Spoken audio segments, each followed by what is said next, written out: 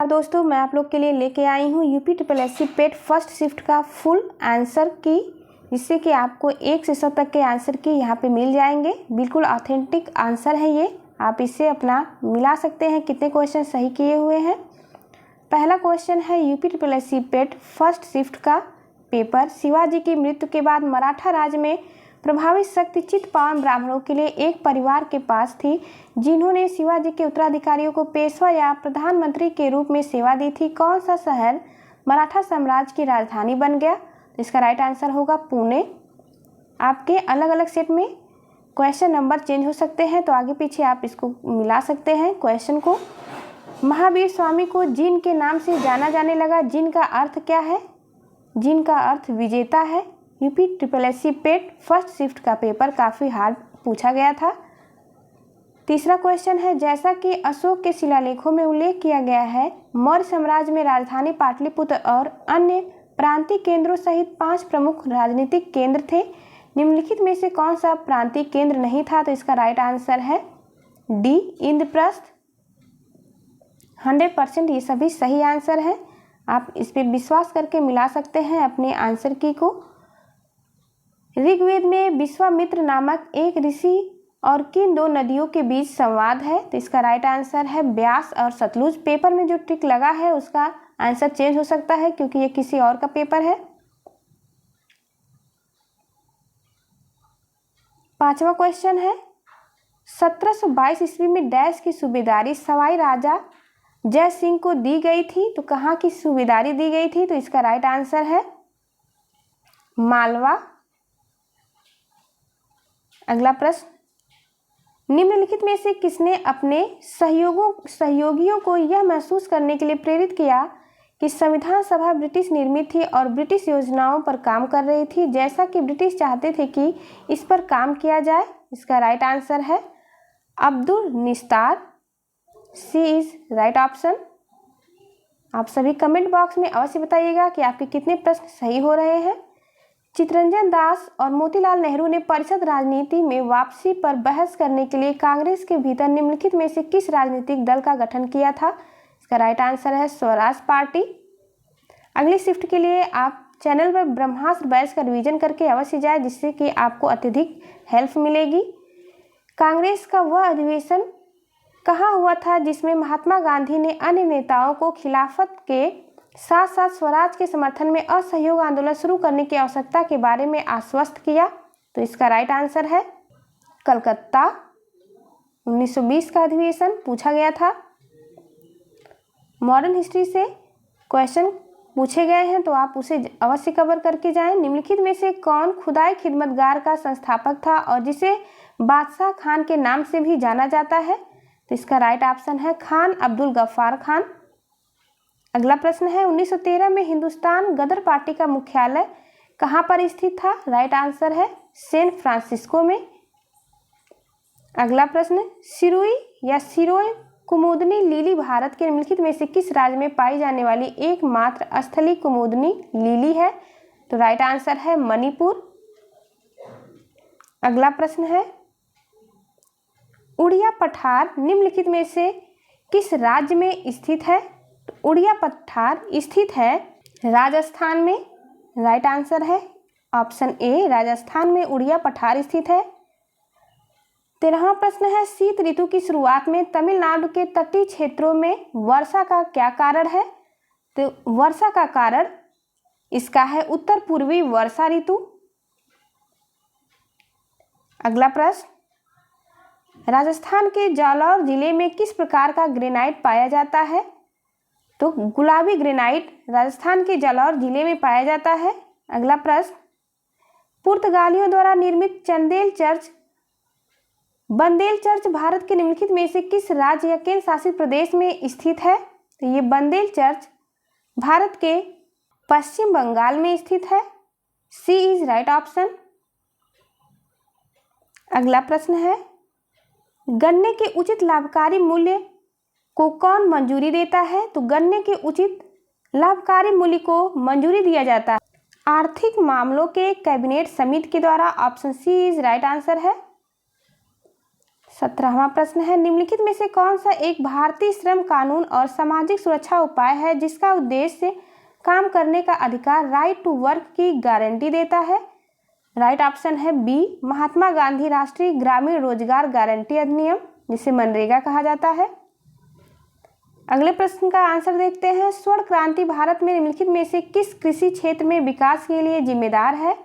इसका right answer है बागवानी।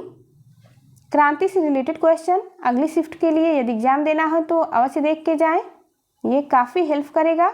इसी से रिलेटेड क्वेश्चन पूछे जाएंगे।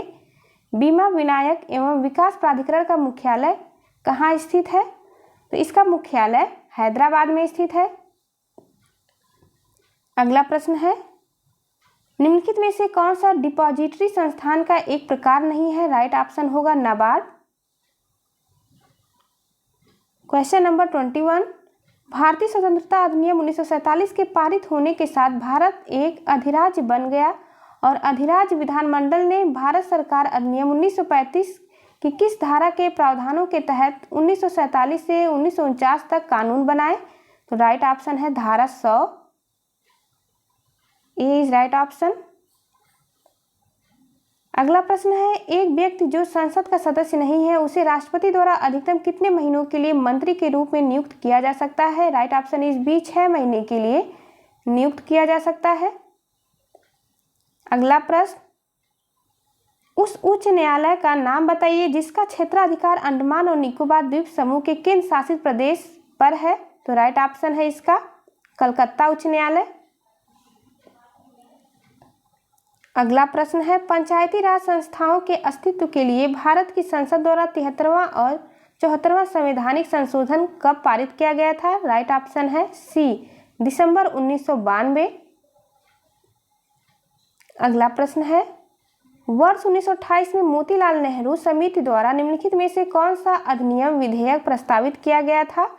इसका राइट ऑप्शन है बी, अधिकारों का बिल प्रस्तावित किया गया था। क्वेश्चन नंबर 26 देखते हैं,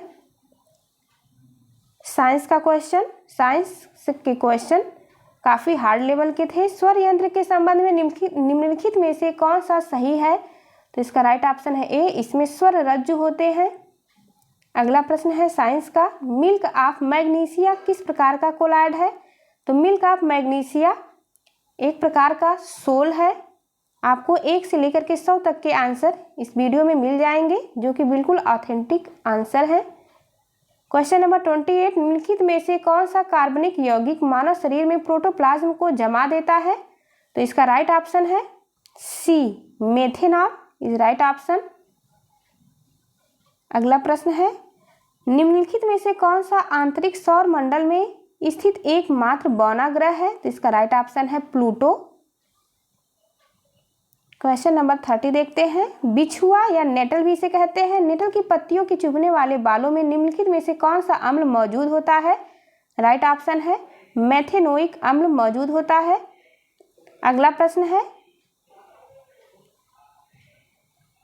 इंग्लैंड न्यूजीलैंड वनडे मैच में बारिश के कारण इंग्लैंड को जीत के लिए 48 ओवर में 324 रन चाहिए थे। शुरुआती 10 ओवर में औसत स्कोरिंग रेट 6 था, लेकिन अगले 10 ओवर में यह बढ़कर 8.5 हो गया। इसके बाद अगले 10 ओवर में यह गिरकर 5.5 पर आ गया और अगले 10 ओवर में फिर बढ़कर 7 पर पहुंच गया। अतः मैच जीतने के लिए किस औसत की जरूरत है? तो इसका राइट ऑप्शन है 6.75। B is right option, 6.75। Question number 32 देखते हैं, निम्नलिखित में से कौन सा अवरोही क्रम में है? इसे अवरोही क्रम में लगाना है। राइट ऑप्शन है 9/13, 11/17 और 5/8 यानी सी इज राइट ऑप्शन। एक बार फिर से मिला लीजिए, 9/13, 11/17 और 5/8। क्वेश्चन नंबर 33, इसका राइट ऑप्शन है, आप देख सकते हैं option B, 0.34% is right answer.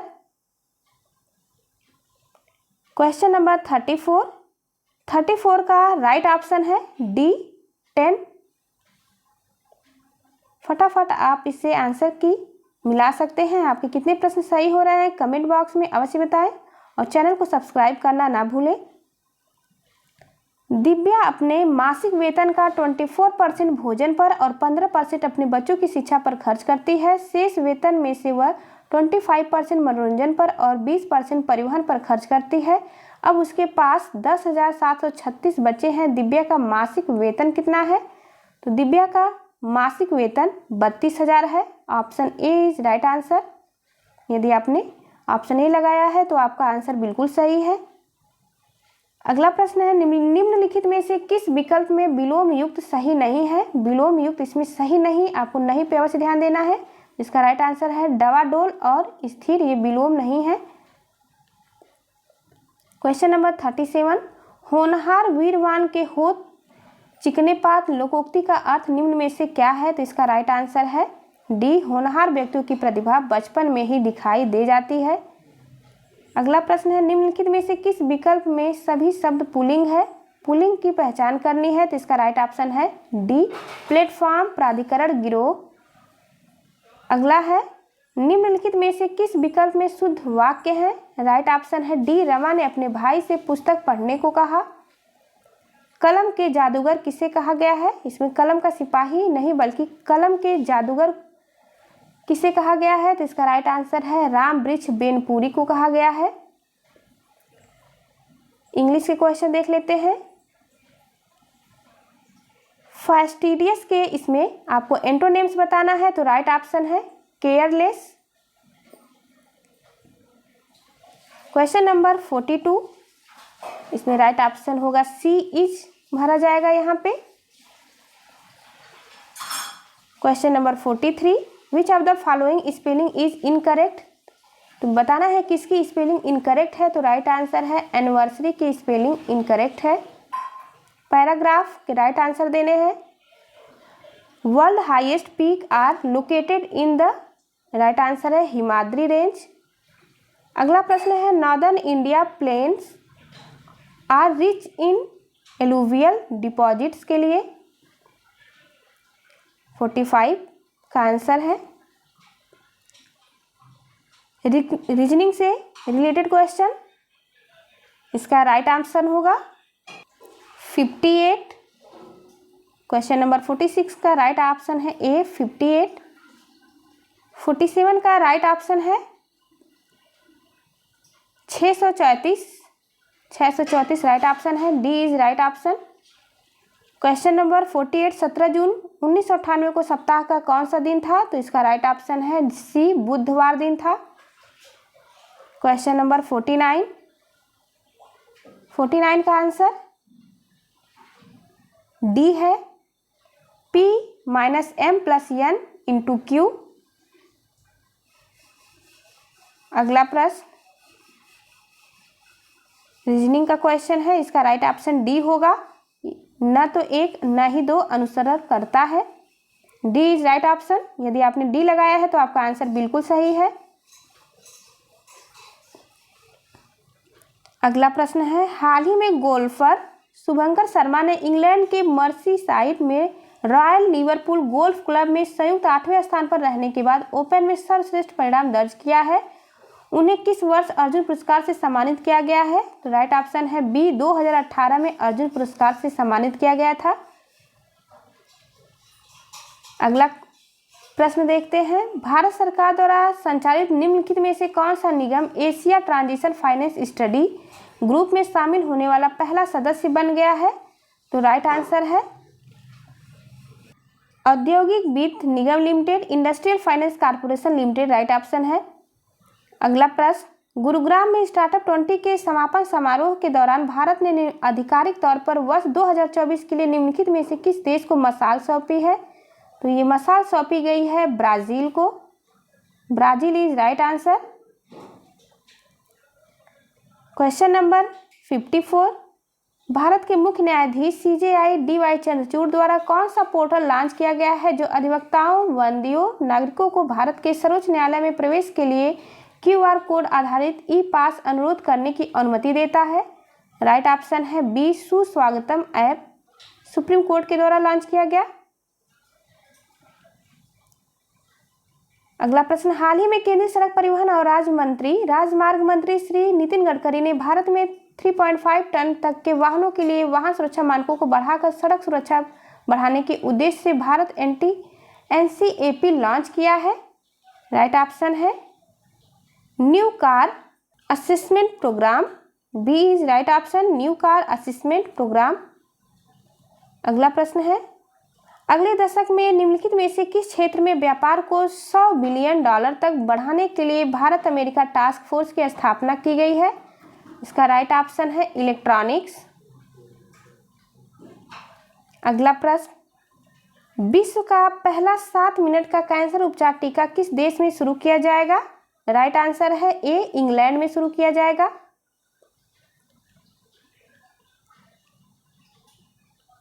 अगला प्रश्न, मध्य प्रदेश में लागू मुख्यमंत्री लाडली बहना योजना में महिलाओं के लिए आयु सीमा क्या है? तो राइट ऑप्शन है आवेदन के कैलेंडर वर्ष 1 जनवरी को 18 वर्ष पूरे कर लिए हो।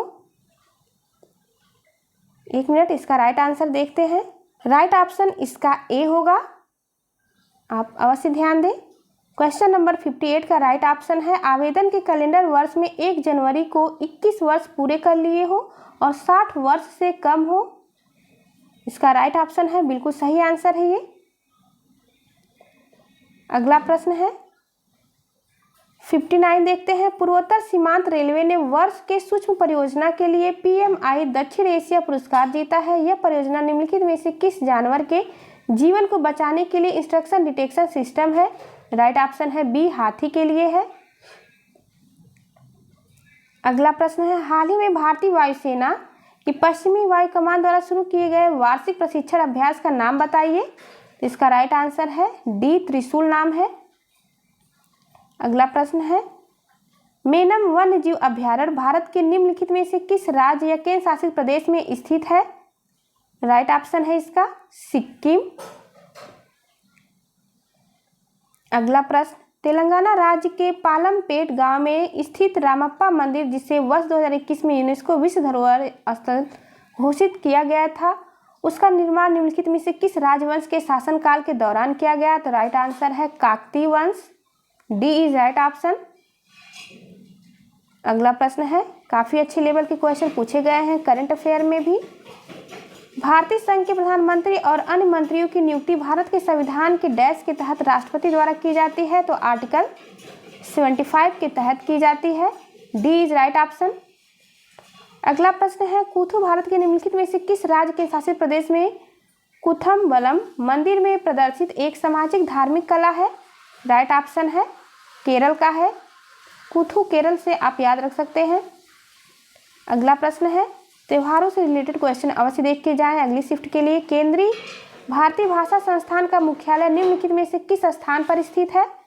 इसका राइट ऑप्शन है मैसूर कर्नाटक में स्थित है, A is right option, Mysore Karnataka. अगला प्रश्न, रासायनिक हथियारों का निषेध संगठन में कितने सदस्य राष्ट्र हैं? तो इसमें 193 सदस्य राष्ट्र हैं, डी इज राइट ऑप्शन। अगला प्रश्न है, निम्नलिखित में से कौन मालदीव की आधिकारिक भाषा है? मालदीव की आधिकारिक भाषा दिवेही है। अगला प्रश्न है, पूला निम्नलिखित में से किस देश की राष्ट्रीय मुद्रा है? पूला राष्ट्रीय मुद्रा है, याद रखना है, बोत्सवाना की।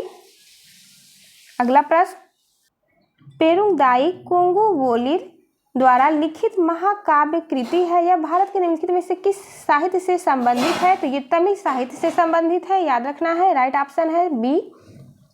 यदि आपने बी ऑप्शन लगाया है तो आपका आंसर बिल्कुल सही है। क्वेश्चन नंबर 70 देखते हैं, भारत सरकार द्वारा वर्ष 1967 में निम्नलिखित में से किस वीरता पुरस्कार का नाम बदलकर शौर्य चक्र कर दिया गया है? राइट ऑप्शन है सी, अशोक चक्र वर्ग 3।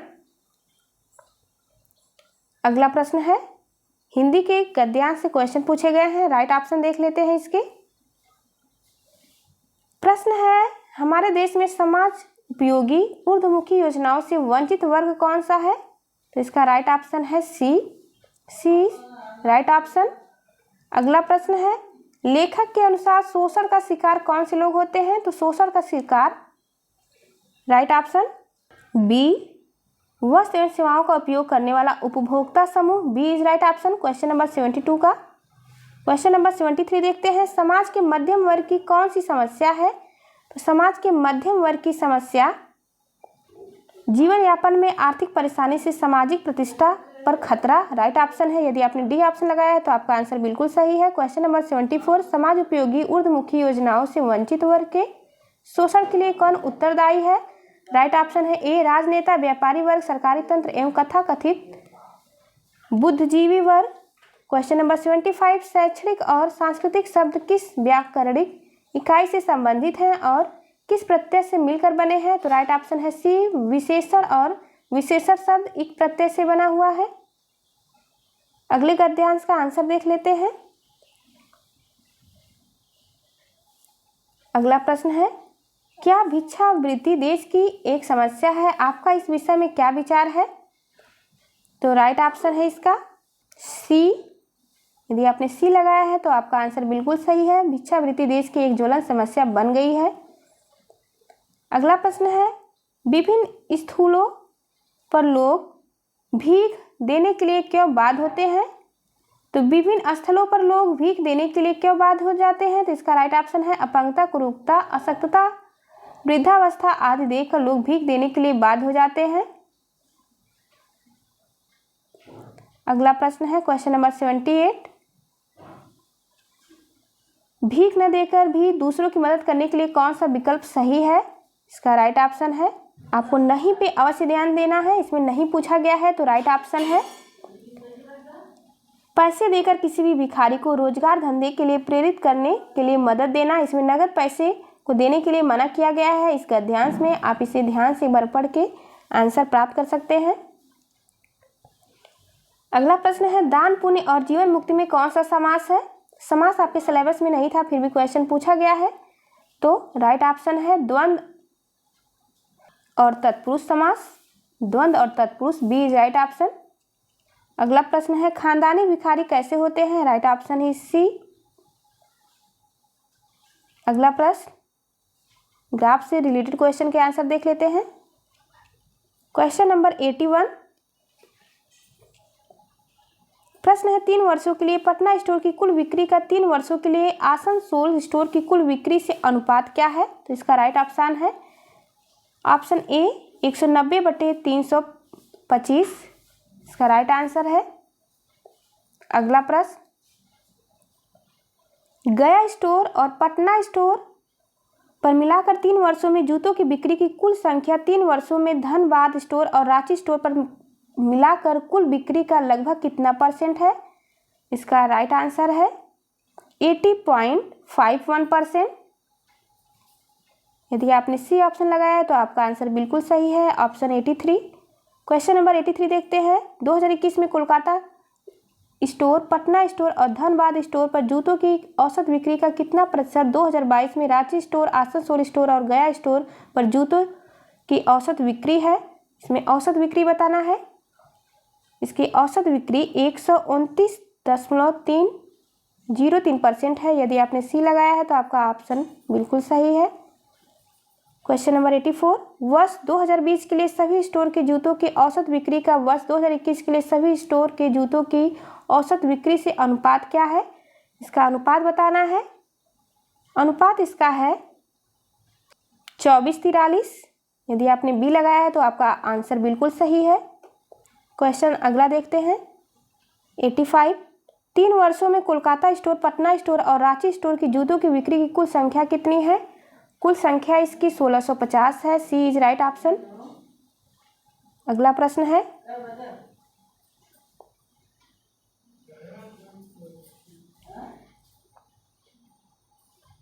आइए देखते हैं प्रश्नों को। क्वेश्चन नंबर 86, यदि पाइप ABCDR और यस को एक साथ खोल दिया जाए तो टैंक को भरने में लगा अनुमानित समय कितना होगा? तो इसका अनुमानित समय 6.67 minute, D is right answer.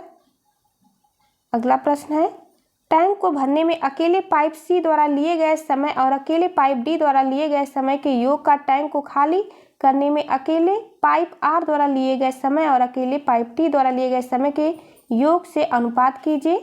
इसका अनुपात बताना है। इसका राइट आंसर है 7:9 का ratio. B is right answer. अगला प्रश्न है पाइप बी और सी द्वारा एक साथ टैंक को भरने में लिया गया समय पाइप ए, डी और ई द्वारा एक साथ भरने में लगे समय से लगभग कितने मिनट अधिक है? राइट ऑप्शन है 1.67 मिनट अधिक है। अगला प्रश्न पाइप पी और आर द्वारा एक साथ टैंक खाली करने में लिए गए समय का पाइप क्यू, एस और टी द्वारा एक साथ टैंक खाली करने में लिए गए समय से अनुपात क्या होगा? इसका अनुपात हमें बताना है। राइट आंसर है 14:11। D is right answer, 14:11। अगला प्रश्न है यदि सभी इनलेट पाइप और आउटलेट पाइप एक साथ खोल दिए जाए तो पूरा टैंक खाली होने में लगने वाला समय ज्ञात कीजिए। राइट आंसर है 8 मिनट का समय लगेगा। A is right option. Question number 91 देखते हैं। 10 क्वेश्चन और बचे हुए हैं जिससे कि आपका फुल आंसर की मिल जाएगा एक वीडियो में। क्वेश्चन नंबर 91 2020 में प्रत्येक 5 वर्षों में कच्चे तेल की औसत खपत क्या है? औसत खपत बताना है आपको कच्चे तेल की। तो राइट ऑप्शन है बी 1680 औसत खपत होगी। यदि आपने बी लगाया है तो आपका आंसर बिल्कुल सही है। क्वेश्चन नंबर 92 2022 में प्रत्येक 5 देशों में कच्चे तेल की औसत खपत क्या है? राइट आंसर है बी 1024। अगला प्रश्न 5 देशों में कच्चे तेल की खपत 1024। B is right answer. Question number 93 देखते हैं। 2020 में 5 देशों का एक साथ निर्यात आयात का अनुपात क्या है? अनुपात बताना है। इसका अनुपात होगा, राइट आंसर है सी 1 का अनुपात होगा। मोस्ट इंपॉर्टेंट अगला है इससे रिलेटेड ग्राफ अवश्य देख के जाएं अगली शिफ्ट के लिए। क्वेश्चन नंबर 94 2020 से 2022 तक कच्चे तेल की खपत में प्रतिशत वृद्धि निम्नलिखित में से किस देश में सबसे अधिक है? इसका राइट आंसर है बांग्लादेश।